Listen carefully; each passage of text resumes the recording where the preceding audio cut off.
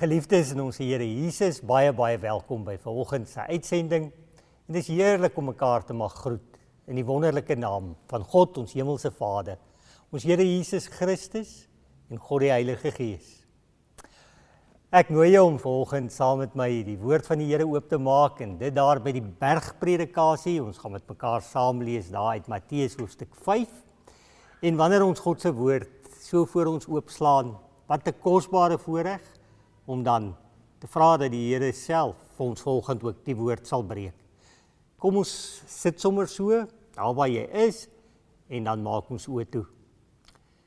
Here, onse Here, ons is maar net mense, en Here, U ken ons harte, U sien waar niemand anders kan sien nie, U ondersoek elkeen van ons hart.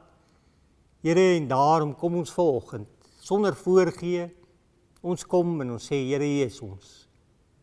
En ons het elkeen ons vooropgestelde idees, Here, oor die lewe en oor die woord, en met 'n bepaalde godsbegrip in ons eie hart en gedagtes.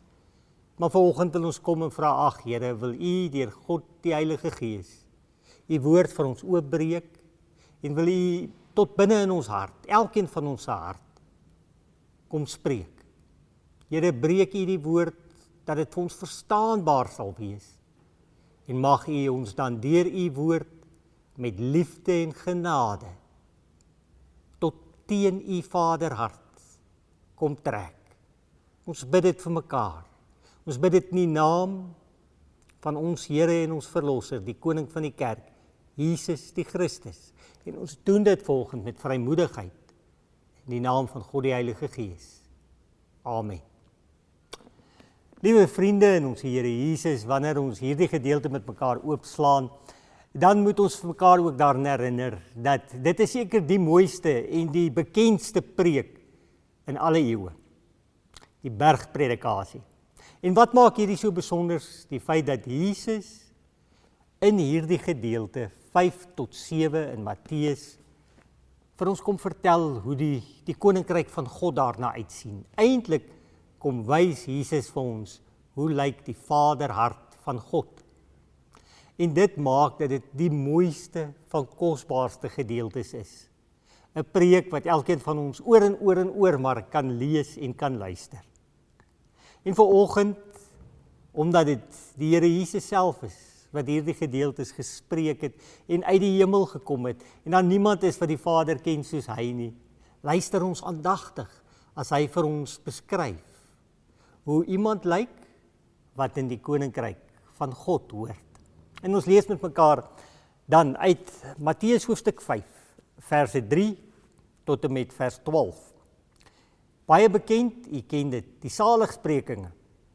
Geseënd is die wat weet hoe afhanklik hulle van God is, want aan hulle behoort die koninkryk van die hemel. Geseënd is die wat treur, want hulle sal vertroos word. Geseënd is die sagmoediges, want hulle sal die nuwe aarde ontvang. Geseënd is die wat honger en dors na wat reg is, want hulle sal versadig word. Geseënd is die wat barmhartig is, want hulle sal barmhartigheid bewys word. Geseënd is die wat rein van hart is, want hulle sal God sien.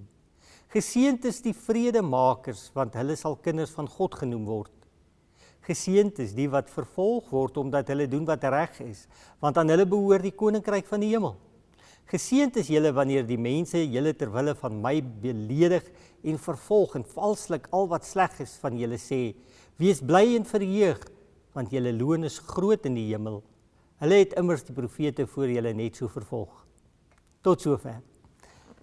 Geliefdes in ons Here Jesus, wanneer 'n mens hierdie gedeelte dan saam lees, dan is dit so dat ons versigtig moet wees om nie hierdie gedeelte te interpreteer as voorwaardes tot toegang in die hemel nie. Want dit sou impliseer dat ons by magte is om toegang tot die hemel te kry op grond van ons goeie werke. En dis natuurlik volgens ons gereformeerde tradisie en teologie geensins waar nie. Ons kan alleenlik toegang tot die hemel kry deur die Here Jesus wat dit vir ons moontlik gemaak het. En wanneer mens die teks lees, word dit in 'n sekere sin vir ons bevestig. Want as ons dit lees, is dit so dat ons elkeen onwillekeurig onsself aan elkeen van hierdie saligsprekinge meet. Nou ons sou vir mekaar kon sê, as 'n mens die eerstes vat, geseënd is die wat weet hoe afhanklik hulle van God is. Ja, ons weet hoe afhanklik ons is. Regmerkie. Geseënd is die wat treur, want hulle gaan getroos word. Ja, ons het al getreur en gehuil ook oor die regte goed, en oor reg en regverdigheid. Regmerkie. Geseënd is die sagmoediges. Ja, elkeen van ons is op 'n manier van tyd tot tyd sagmoedig. Regmerk. Nee, dis nie hoe 'n mens dit moet lees nie. Want wanneer jy by vers 8 kom, word dit vir jou duidelik uitgewys.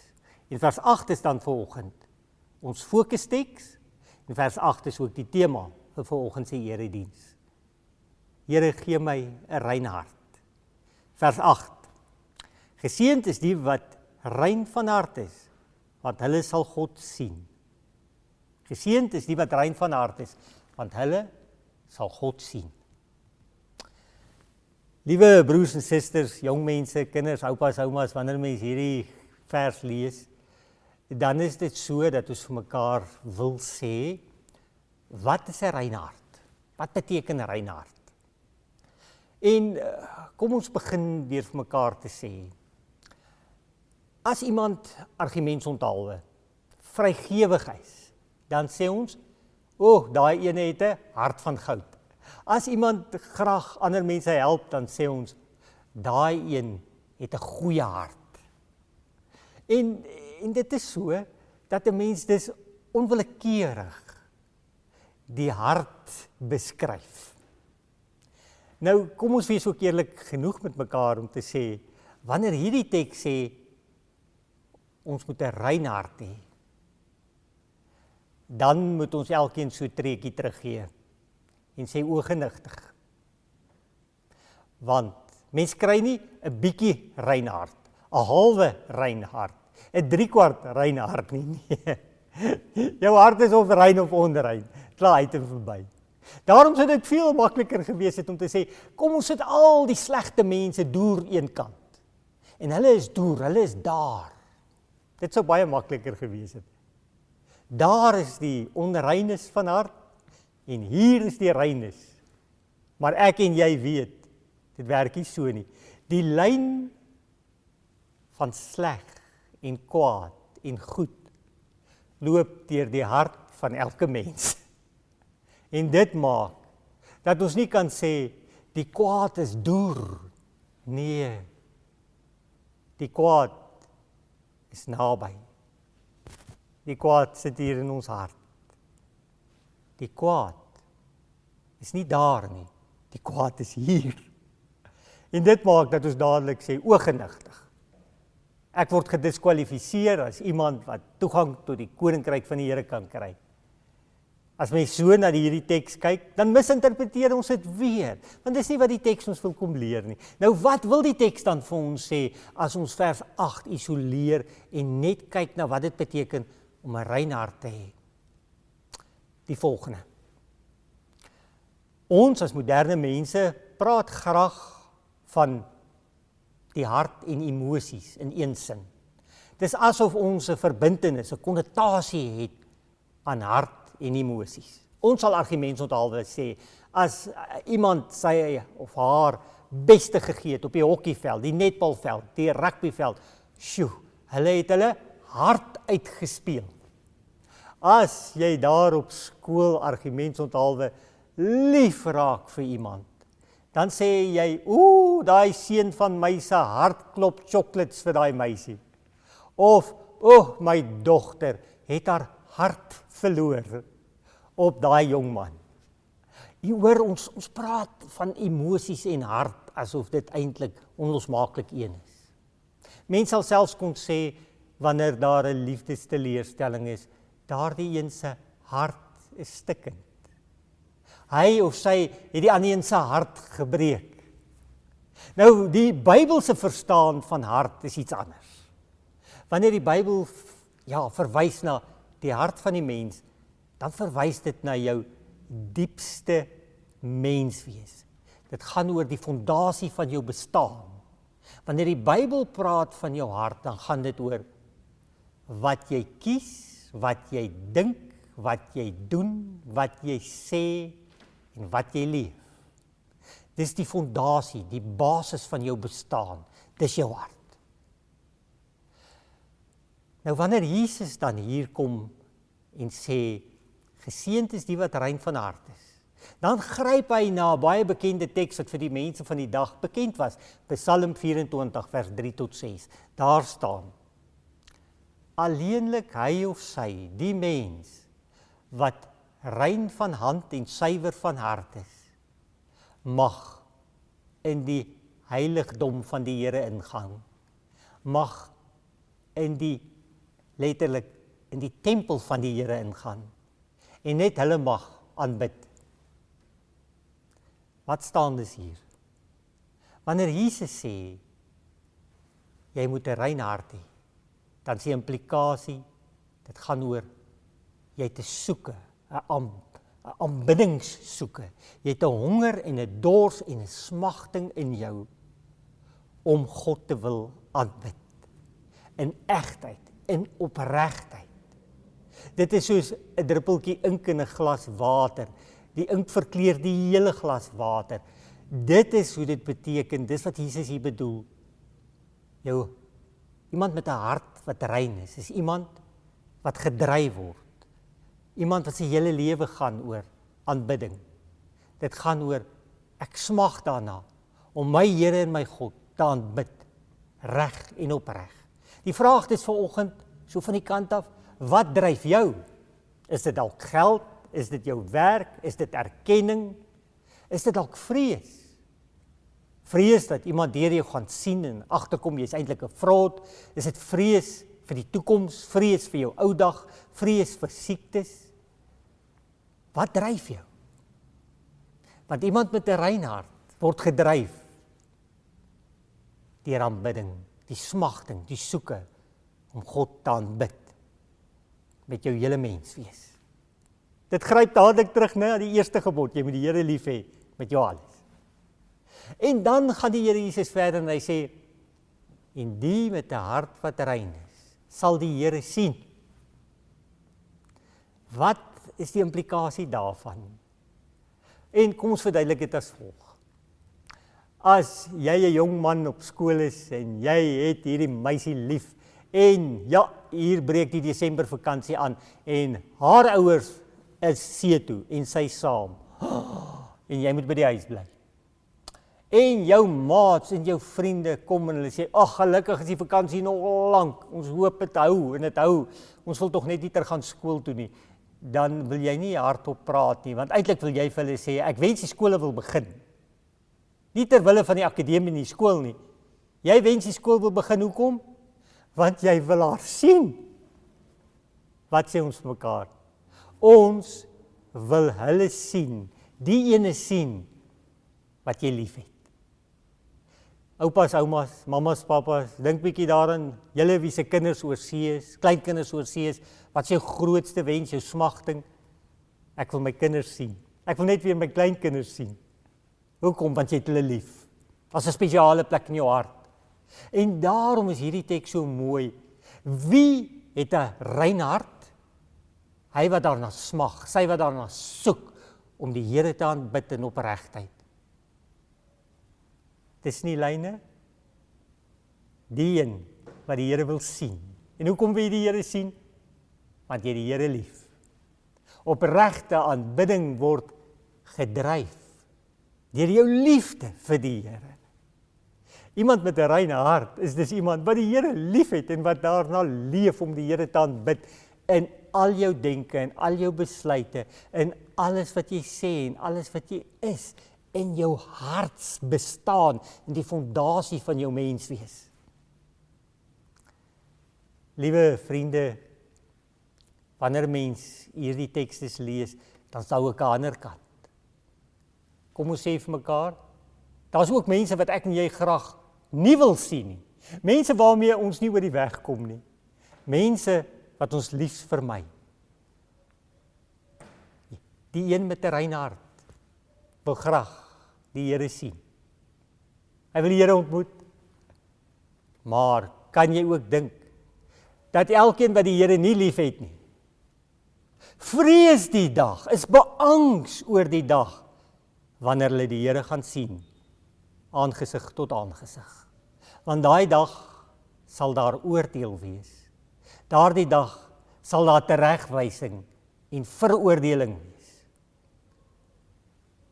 Sjoe, mag ons dit maar sê? Kom ons dink oor hierdie volgende sin. Wat ek en jy vandag aanbid, is wat ons eendag gaan aanbid. Daarom, geliefdes in ons Here Jesus, begin vandag met 'n smagting en 'n soeke na 'n rein hart. Maar hoe? Hoe? Wel, die kosbaarheid is. En ek wil dit as volg verduidelik. Die hart van die evangelie word hier vasgevat in 'n neutedop. Wat is die evangelie? Die blye nuus.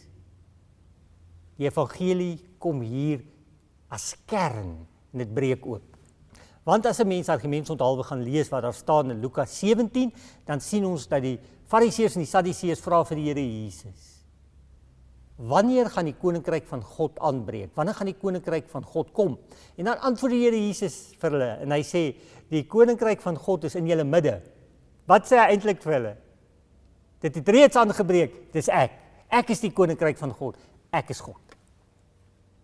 Anders gesê, die mens het geen behoefte, geen begeerte om God te sien nie. Die mens het van sy natuurlike sondige natuur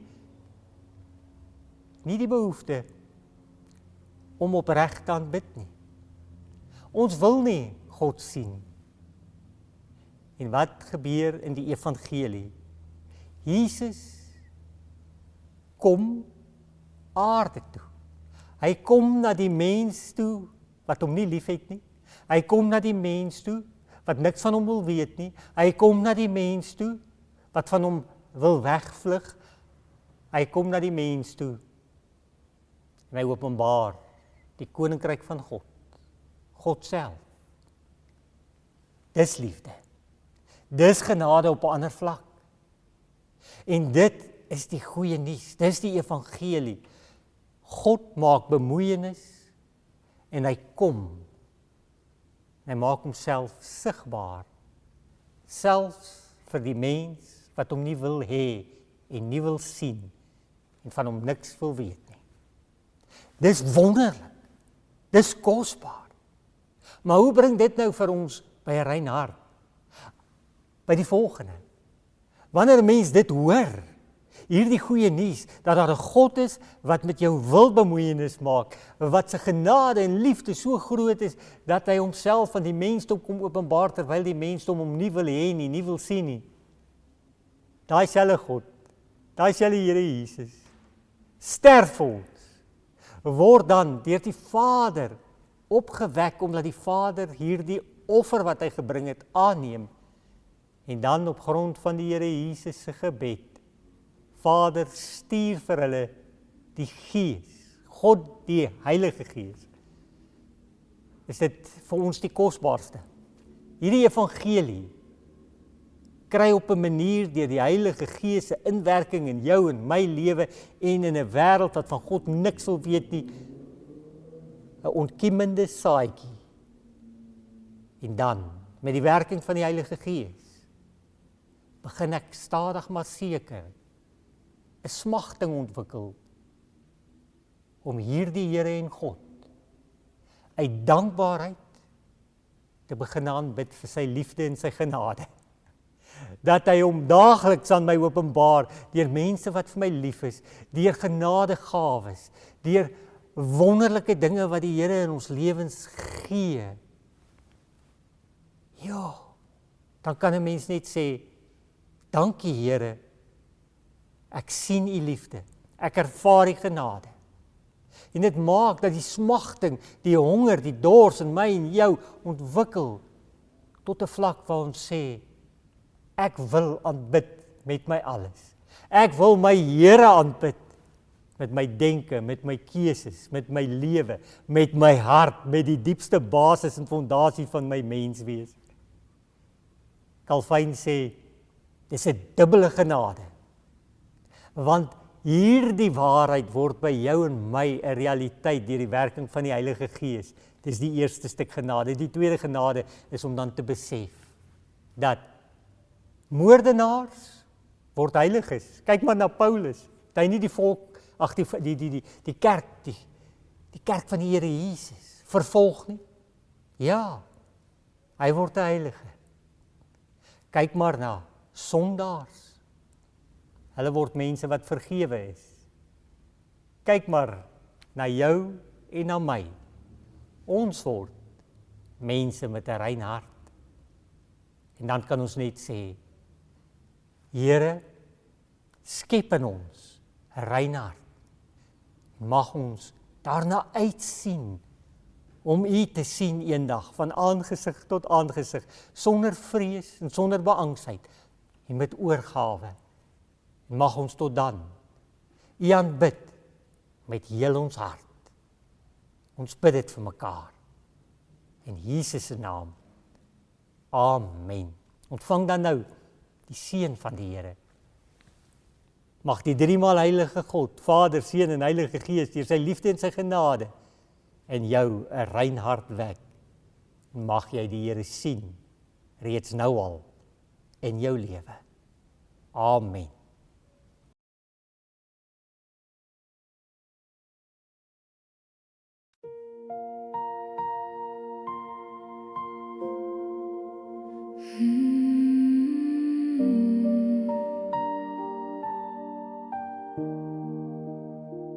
Kyk met ontferming na my skuld, o God, U wat vol deernis en troue liefde is. Vee die oortredings van my lewe weg, die foute wat so skadu's voor my veg.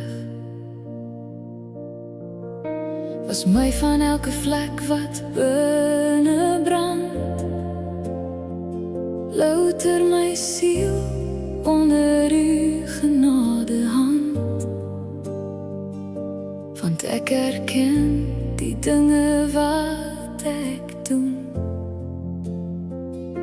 net U alleen kan my weer met U versoen. Skep in my 'n rein hart, o my Heer, vernuwe binne my 'n vaste gees. Moet my nie wegwerp uit U teenwoordigheid of U Heilige Gees van my ontneem. Gee my weer die vreugde van U redding terug. Laat my siel in U genade weer berus. Was my met hierop, tot ek witter is as sneeu. U soek die waarheid diep in my geheue. U vra nie offer anders van bloed of vuur nie. Geen uiterlike diens is wat U hier wil sien nie. Die offer wat U werklik van my vra, is 'n hart wat sy eie foute voor U dra. 'n Gees wat breek onder die gewig van skuld, word deur U deernis en U liefde weer gevul. U sal 'n verslae hart nooit verag nie. U sal 'n gebroke siel nooit alleen laat nie. Maak my ore weer oop vir die klank van blydskap, sodat die bene wat U verbrysel het, weer kan opstaan. En my mond kan sing van U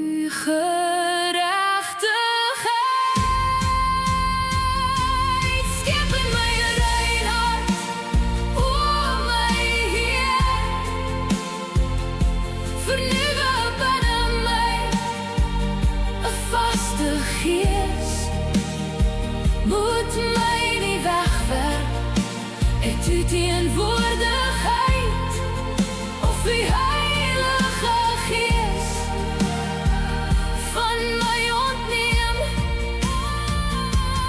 Gee my weer die vreugde van u redding terug. Laat my siel in u genade weer berus. My gees is gebreek, maar u maak my nuut. 'n rein hart, net deur u genade alleen. Amen.